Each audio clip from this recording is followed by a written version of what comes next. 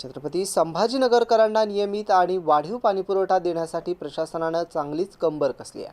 विभागीय आयुक्त जी श्रीकांत यांनी नक्षत्रवाडी येथील जलशुद्धीकरण केंद्राला भेट देत पाणीपुरवठा योजनेच्या कामाचा आढावा घेतला आणि 12 जूनपर्यंत टप्प्याटप्प्यानं वाढीव पाणीपुरवठा सुरू करण्यासाठी सर्व यंत्रणांनी समन्वयानं काम करण्याचे निर्देश यावेळी त्यांनी दिले आहेत।